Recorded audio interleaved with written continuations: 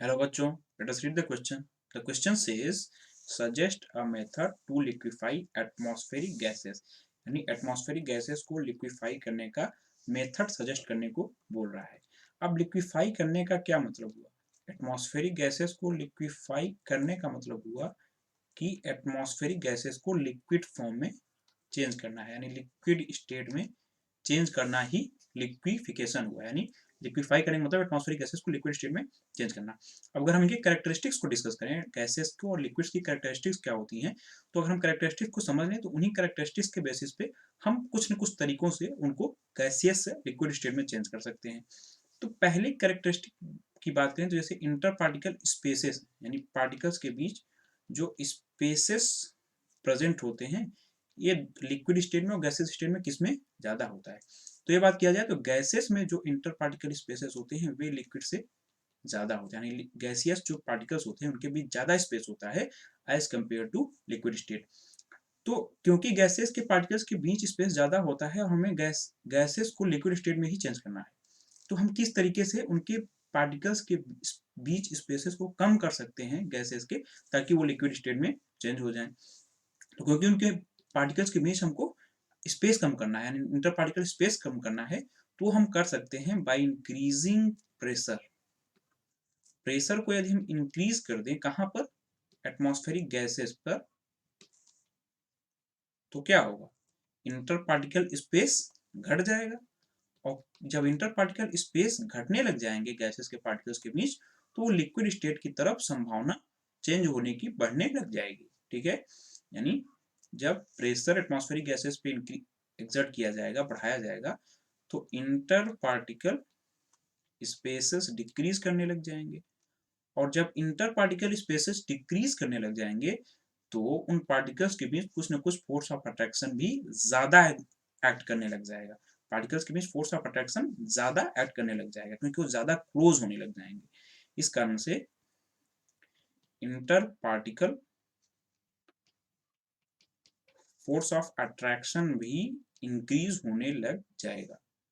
ठीक है, यानी पहला जो मेथड हो सकता है वो हो सकता है कि मतलब लिक्विफाई करने के लिए एटमॉस्फेरिक गैसेस को, वो है कि प्रेशर इंक्रीज कर दिया जाए।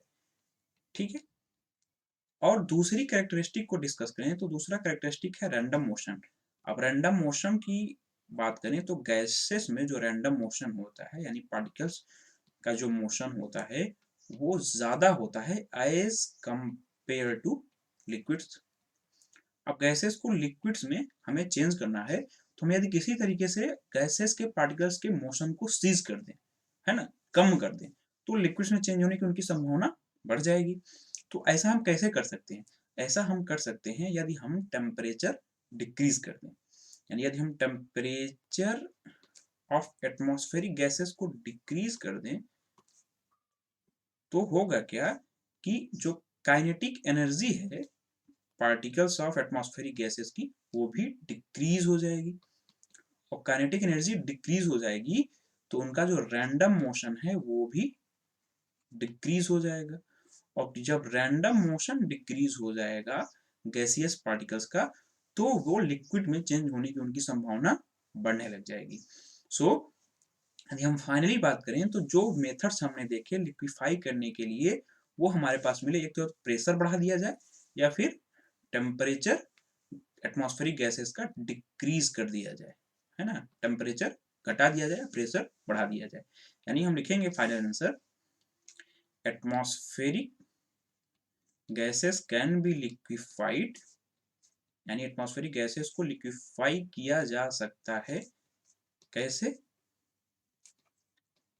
बाई, पहला हमने देखा कि प्रेशर अप्लाई करके, प्रेशर बढ़ा करके, यानी by applying pressure and decreasing temperature.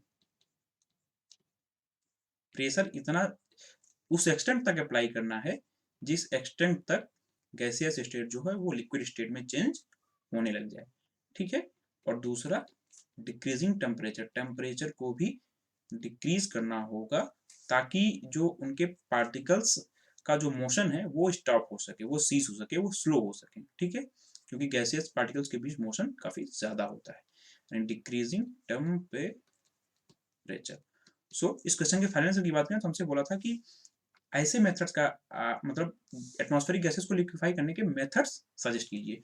तो एटमॉस्फेरिक गैसेस को लिक्विफाई किया जा सकता है बाय अप्लाइंग प्रेशर और डिक्रीजिंग टेम्परेचर, यानी by increasing pressure on atmospheric gases and decreasing temperature of atmospheric gases. This was all about this question. Hope you understood it well. Best of luck.